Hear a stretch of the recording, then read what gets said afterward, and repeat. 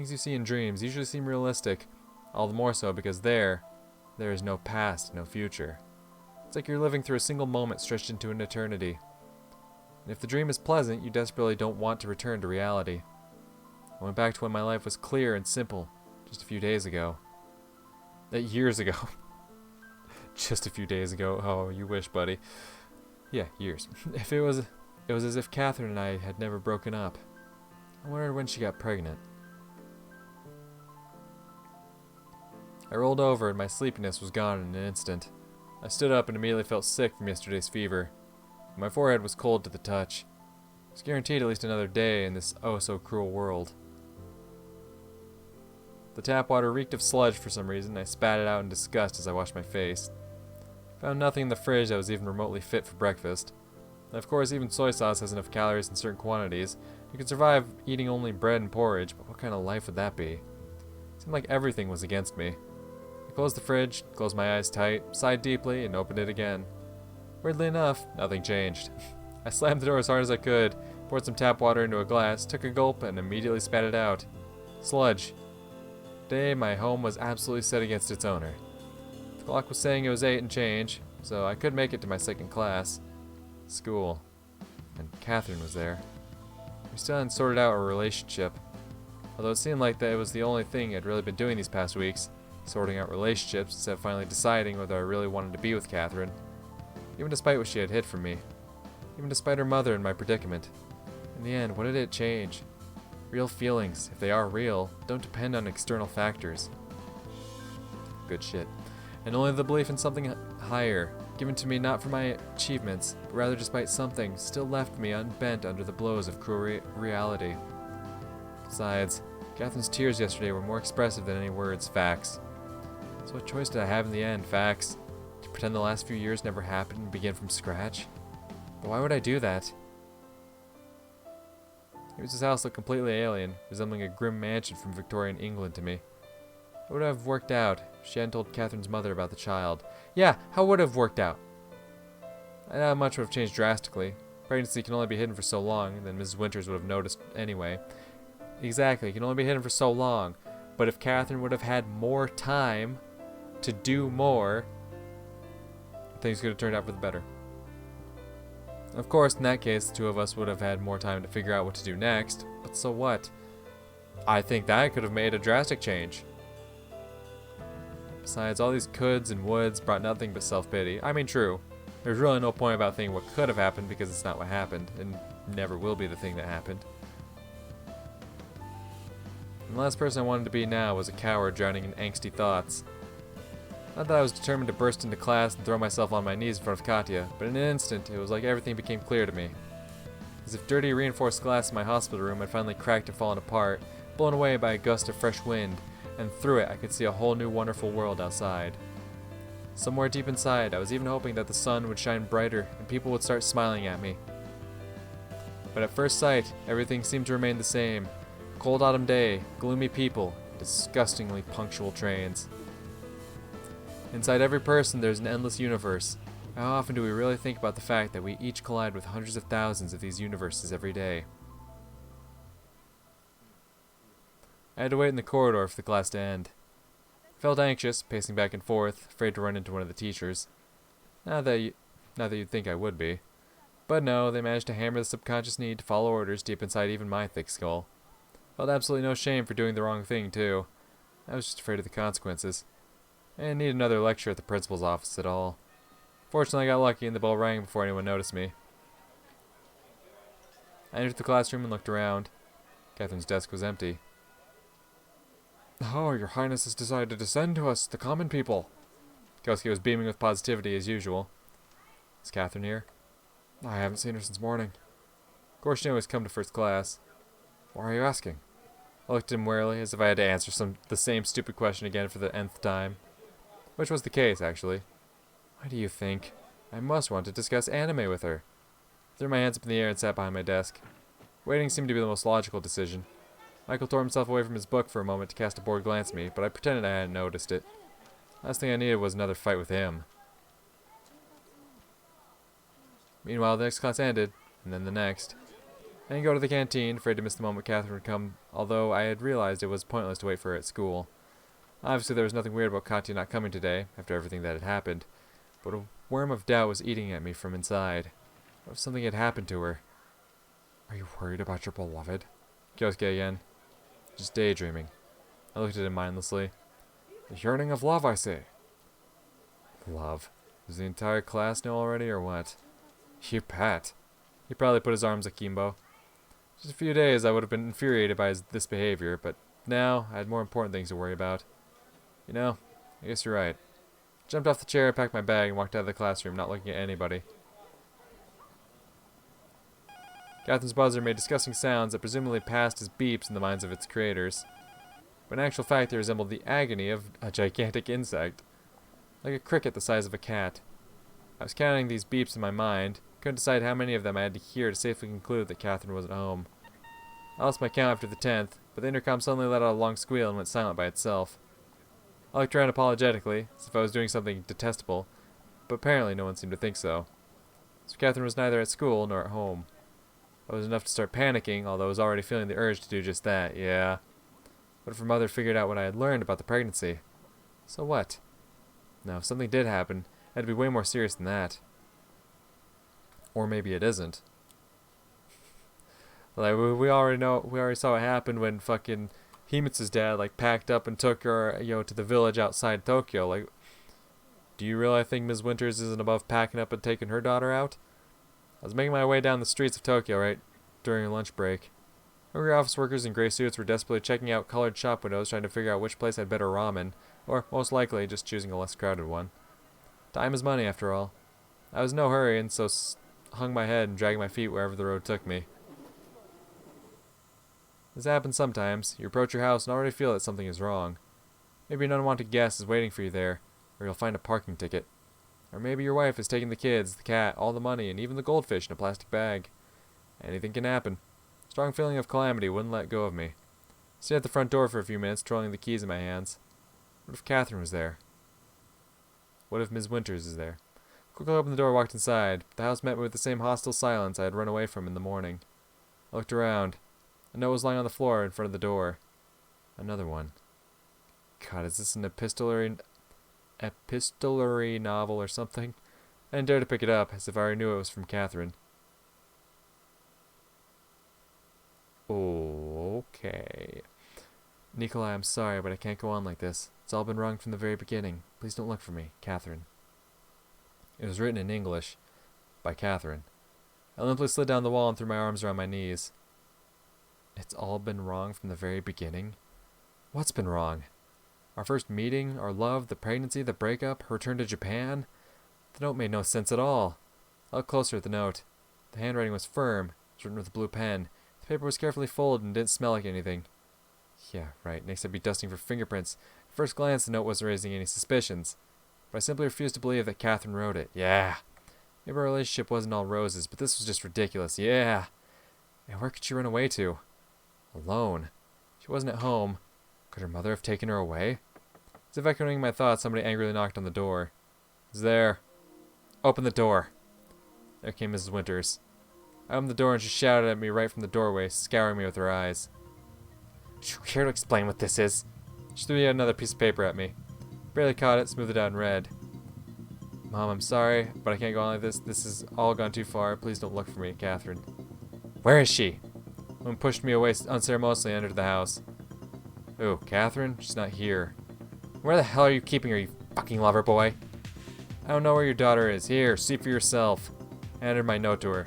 Ms. Winters read it and stared at me in confusion, and then at her daughter's message again. There has to be a mistake.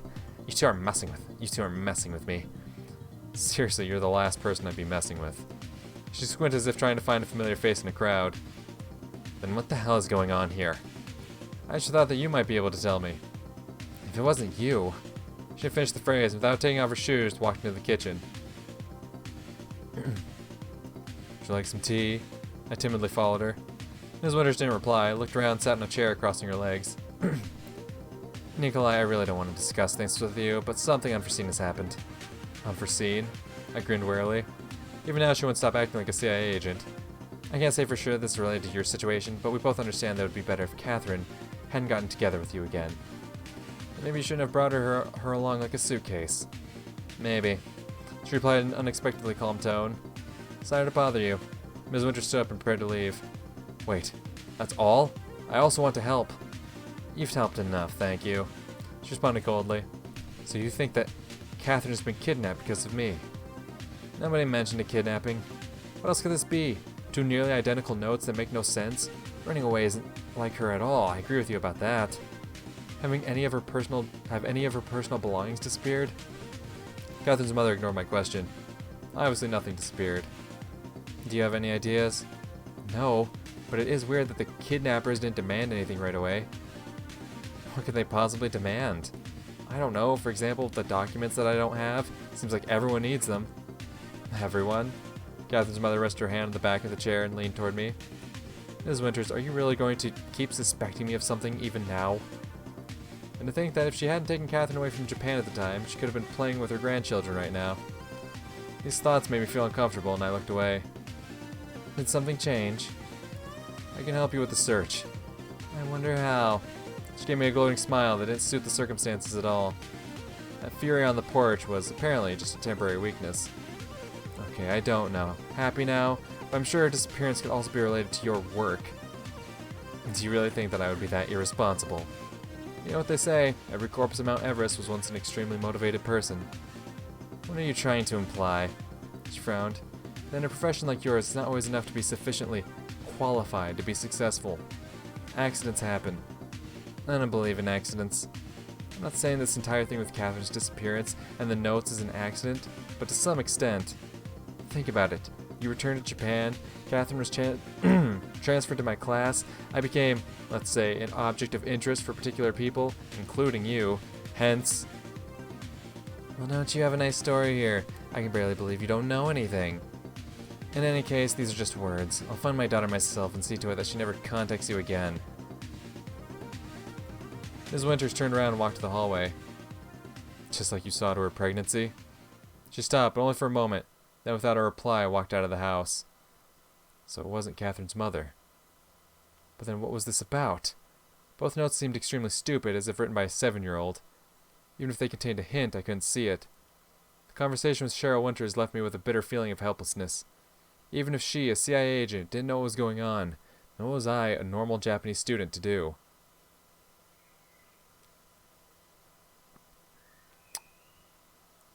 Kagome. I closed the door behind her and checked the fridge again with some hope. The problems were there and all, but I had yet to eat anything, and the unconscious part of my brain responsible for the proper functioning of my body didn't care about Catherine in the least. My wallet was almost empty, but I had money in my bank account. I just had to withdraw some... To be honest, buying food at the moment like this is cynical and soulless. On the other hand, my brain was about to shut down from hunger, and what then? How would that help me find Katya? Of course, I could always just get some ramen, but I would need to eat something tomorrow too. Carefully examined the insides of my wallet, hoping to find a non-existent treasure in there. But it was just as empty as it had been. I had to drop by the bank to cash out the money for the next month. It was only the 25th. The crowd in the store and the necessity of keeping the shopping list in my head somewhat distracted me from thoughts of Catherine. I was scolding myself for being more concerned about the choice between beef and pork than what happened to the girl I loved. Of course, the brain is a multitasking device. Had I only been thinking about Katya, I would have lost my mind very quickly. When I was done shopping, the sun had long disappeared under the horizon. I walked out of the store and changed the grip on the heavy bags in my hands. Probably shouldn't have bought so much food at once. A strange guy running back and forth in the street stood out in the mundane picture of evening Tokyo like a bright spot in the dark picture. I looked closer and realized he wasn't Japanese.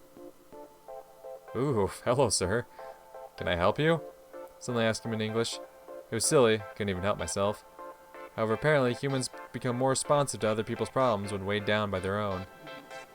The guy stopped abruptly, eyes bulging out, and stood like that for a few seconds. It looked really funny, so I couldn't help but smile. Yes, help! He replied in broken English and jumped closer to me.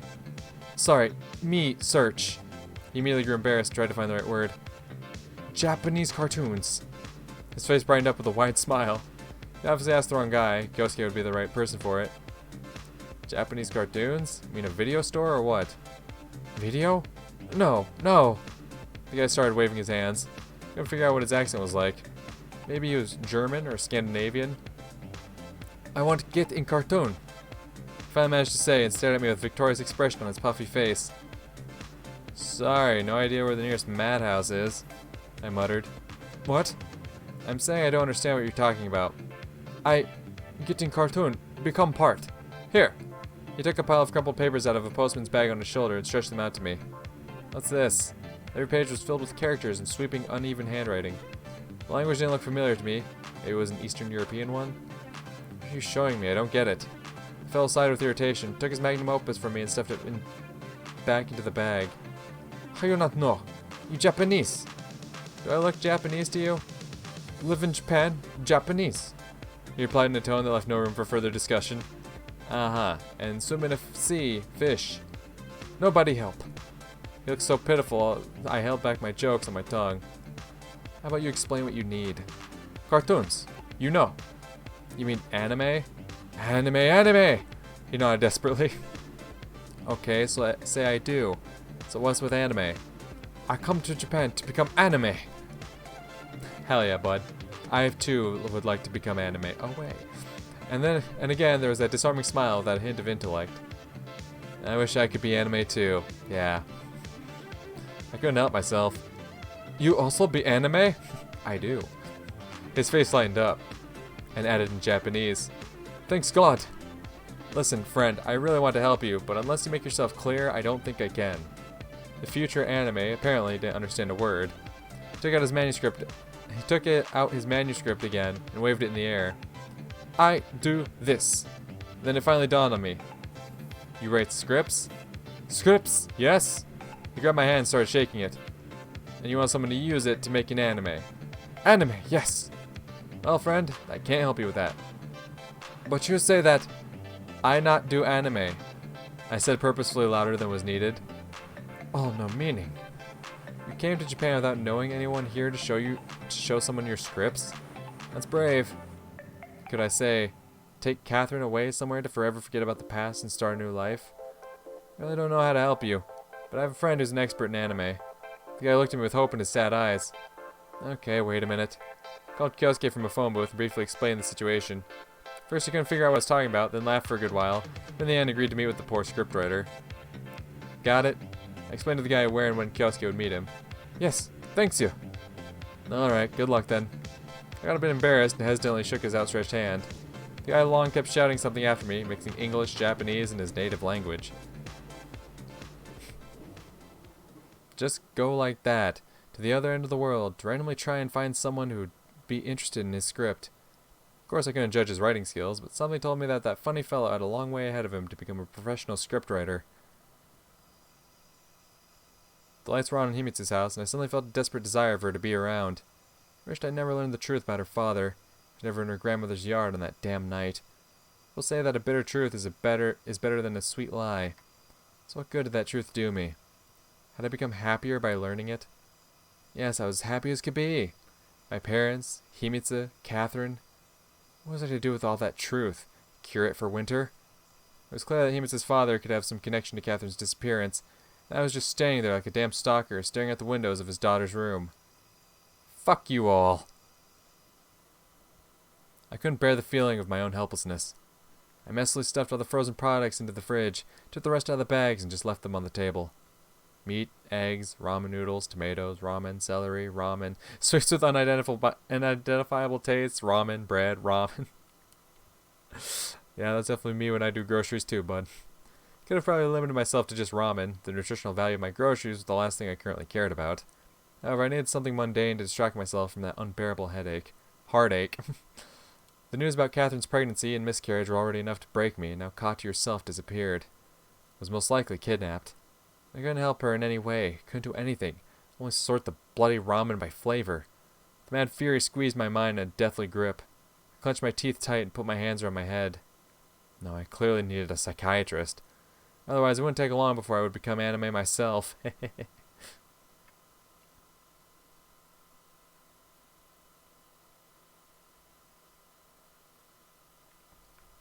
Okay.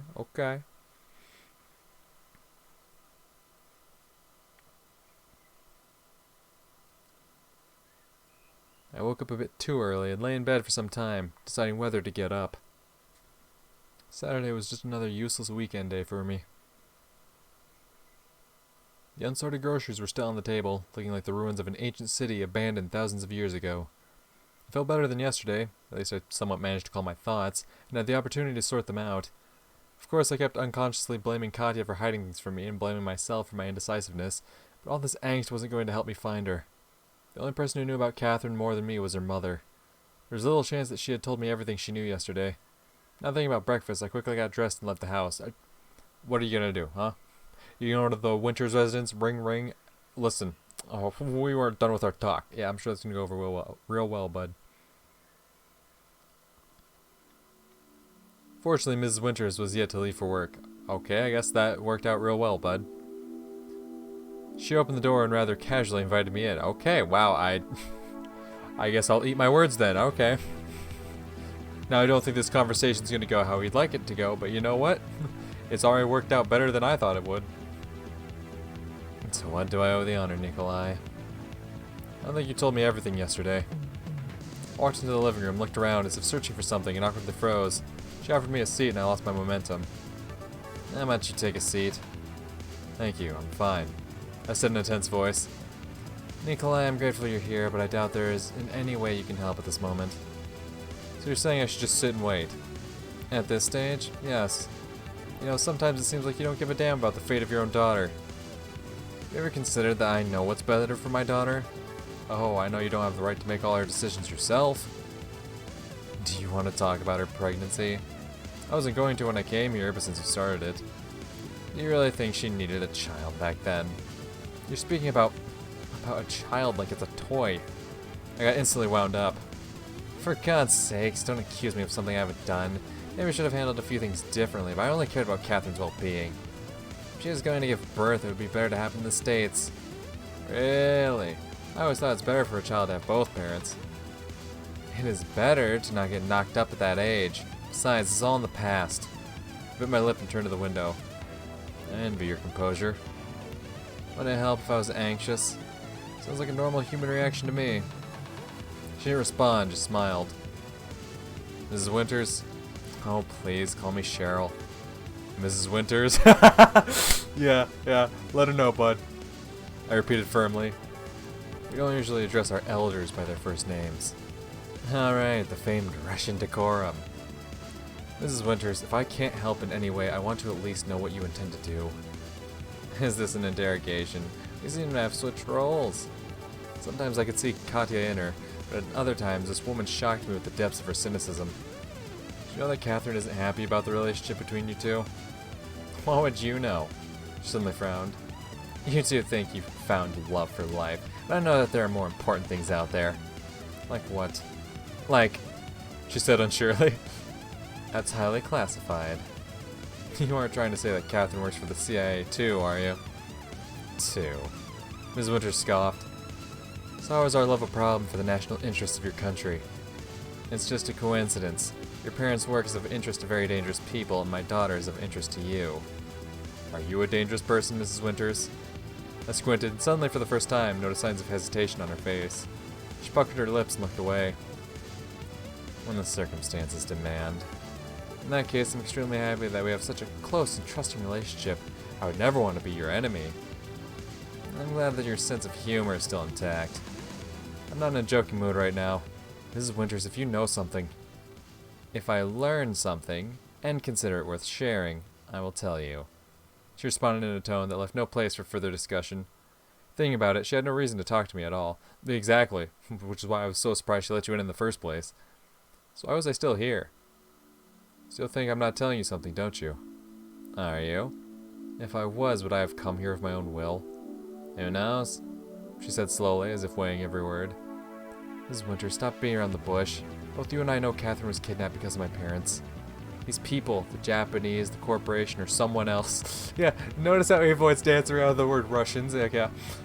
Think that I know something about their work, that I have some kind of documents. And you, in turn, work for the CIA and play an important role in all of this. Have I missed anything? Only the fact that you're to blame for this kidnapping, no matter if directly or indirectly.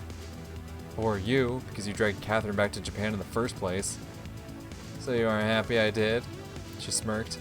I can't believe Catherine has spent her entire life with a mother like this. I'm an orphan, but at least I can be proud of my parents. I'm sure the motherland is proud of them too. Your insinuations don't insult me in the slightest. You're just wasting oxygen. I'd been unwillingly dragged into a war of words with Catherine's mother, like I was arguing with Catherine herself. So I wasn't sure how Winter's stopping this silly childish argument. Unlike, I readily believe that you don't know and never knew the truth about your parents. And what is the truth? She just smiled in response and turned to the door.